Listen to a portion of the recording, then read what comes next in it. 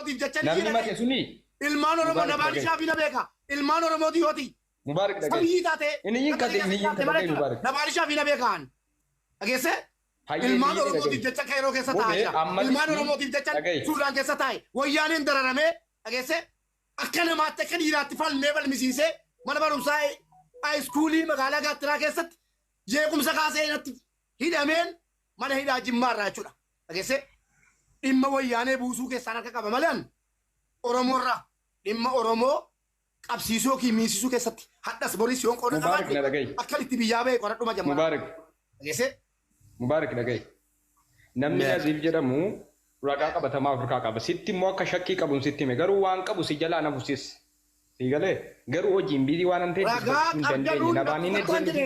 ragaa qabdu natti kottu kan koofitiiti amma kabajaan nama waame akka nama tokkotti duulaan hin deemu jechuun Oromoo alla yaabuuf ta'uuf hin jiraattan abadan wal galaafatu taate mala. Zaachaadha cufeen ba'a. Tokkummaa mootii godhate tokkummaa. Zaachaa yoo ta'e zaachaan kottaa wal ijaaraati. Miidiyaa tokko keessa wal ijaartanii dhuftan waan tokko Wal ijaartaniiti tokkummaa galas bakka waan gaarii dubbatte mootii godhate tokkummaa qoy Naziifiin barbaadnanu. Arii taanaan haasaan dhugaa badaara. Arii keessa hin galinaati haasaa dhugaa haasaa.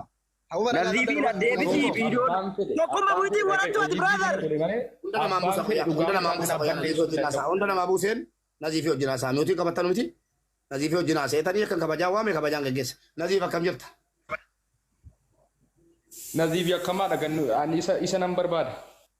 Wallahi billahi simbuusa miti gizee kudhan simbuusa mana saatii na buusi jechuudha miti akkasii mijatuufi of kabajii taa'i gaaffii qabda akka namaatti gaafatta tokkummaa maa kaaftee sila maal abboonullee warri isin dubbatu kunillee numaati maal yaada nurraan fuutanii maata isin kana taarra. Ayyee Naziif baga nagaan nufte. Baga nagaan nu eedde ube. Obboleessa keenya Naziif jalqaba irratti erga gaafa dhimma anaaf asliin xiqqoo walitti buune jennaanii galatoomi dhimma kootiif aslii keessa galtee xumurtee walitti araarstee achi nu baaftee mana manaan nu geesseeti akka nama tokkotti akka ilma oromoo tokkotti achi keessaa gannu baasuu keessaa qooda qabda galatoomi ulfaadhu har'an si argee rabbiin na argaa hadhaa sanatti wal argine kunoo erga gaafa sanaati wal argine hin beennu har'a immoo waan kana walitti dhufne innis maa inni sooshaal miidiyaa irra waan tokko tokko deddeemaa jiru biyya taa'eyyuu ilaalaan ture.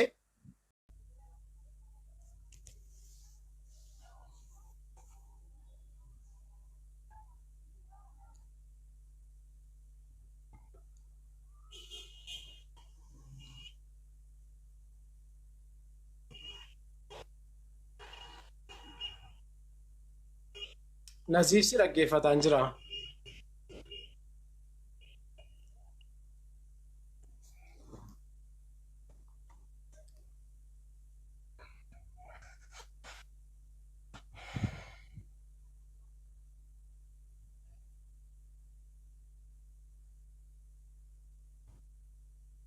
Naziifin dhageessuu sagalee koo.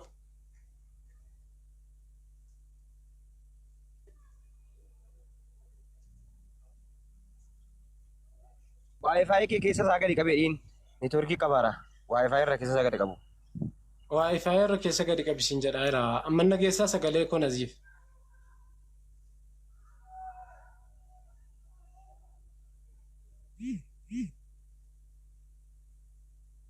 Nagaa jira an kukkutanii turkiidha malee. Mee ammaa seela. Nagaa jirtu akkanatti. Mee ammaa see.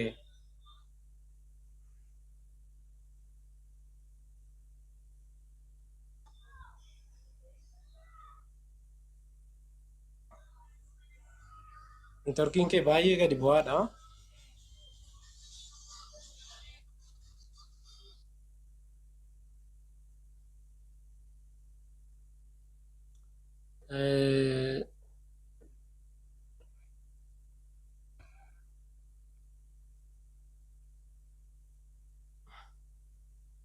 Akkasitti wal dhaggeeffachuu hin danda'amu yeroo walii gubuudha malee Niitoorkii qajeelfadhu dhaatti maa kan jira keenya niitoorkii qajeelfatu. Torkii kee sirreeffadhu utuu niitoorkii kee sirreeffatte baay'ee sanatti tola.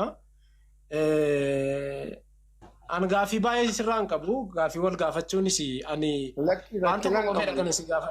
Niitoorkiidha kan na rakkisaaru. Okay. Ishi maqaa kee guutuu iddoo dhaloota kee osoo nutti himte gaariidha. Maaliif seete? Ani waa ta'u an nama gaafii si gaafatu interviiyuu si gochuuf miti. Rakkinaan qabu. Ishi natti dubbadhume. Naziif Abbaa Maccaa Abbaa Gibeen jedhama.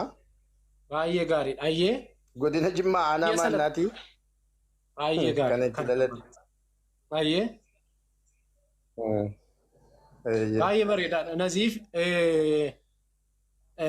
dubbiin keessan xahaa abbaa fiixaan beekta.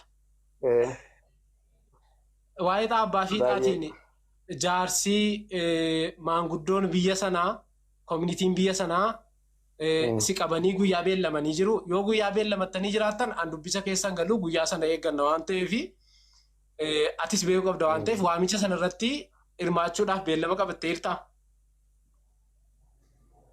Okay, rakkinaan qabu inni dubbiin as jiru lafa jira. Ilaa gaafii koo addanaaf. Ani gaafii ilaa Naziif akkanaa miti. Wanta si gaafataa jiruu fi an ofii koo si gaafachuu hin danda'u. Mirga jaraa cabsuu ta'a waan ta'eef. Jaarsii lama hin jiru. Jaarsii tokkotu dubbata. Seera namaa jechuudha. Yoo ijoolleen malleessi. Jaarsaan qabamee jaarsa anatu waammatee. Namni dhuunfaa tokko maqaa kan koo dha'eennaani. Jaarsa as keessa jiru nama immoo dhugaa as keessaa argaa jiranu maatii isaa maatii koo anatu waammatee. Na qulqulleessaa waan kanaa yoon ajaa ta'ee ajaadha naan jedhaa. Yoon immoo dhuguma ilmoo Oromootii dhaabadha ta'ee dhuguma dhaabatteedhaati naaf himaa dhugaa jiru jedhee maqaa Rabbii Rasuuliin qabeetaniyyi anatu waamsifate akka namni naa waamamu natu godhe. Namoonni gaafa waamsisuu jedhu kun haasaa namni maraatu kun haasa'e maaliifiyyi haasaadha jettee nu waamtaatu jarri jedhanuyyi dhimmi irraa haasaa maaru dhimma nama qallaalii tokko waan hin taaneef dhimma nama an waggaa 17 wajjiniin nyaadhee gaafa namni duudee tokko hin qabne birrii tokko walirkaa fudhannee nyaannu waan ta'eefaniyyi nama waameetaniyyi na qulqulleessaa Rabbi jedheetaniyyi anatu waamee innis immoo hidatiirra jira hidiidhaan boodaa jechuudha. Ammaan inni kan jaarsaa haa taa'u asitti lafatti wanti jiru hin qulqullaa'aa asirratti immoo namoota akka hin taanetti fahamaa jiranu namoota nu bira hin jirre warri nu bira hin jirre warri nu bira jiranu silaa dhugaa beekuu na baanii na dhaggeeffadhu warri nu bira jiranu silaa dhugaa isaa harkaa qabu warra nu bira hin jirreef immoo waan isin na waamtan gaafii waa'ee dhimma obboleessaan kootiirraa xaarraa dubbachuudhaaf yeroo naa kennaa. Asirratti siin kenna bareechee sii kenna mana koo jirtaa eenyuun mana koo jira hin dubbata. Galatoomii dhugaan kan Rabbiiti. Rabbii fi lubbuun kee yoona si taazabaarti yoo goote. Isii keessaati irra caalaa nama taazabdi fuuldura kanarra. Kanaaf hangaafii koo fixadheera. Warra asirra jirtan natti himufatinaa. Namoonni keessoodhaan namni 2-3 naa barreessanii dhimma xahaatiif dhimma Naziif dhimma qabannee jirra jaarsummaadhaani. Jaarsummaadhaan qabannee waan jirruufi gaafii tokko qineedhaanis ta'u wantoonni maxxansaartu suni dhaabbatu nurraa qaba. Erga dhimmicha keessan galle dhaggeeffadhu. Keessaa ba'a ibaanis keessaa ba'a. Keessaanis keessaa ba'a.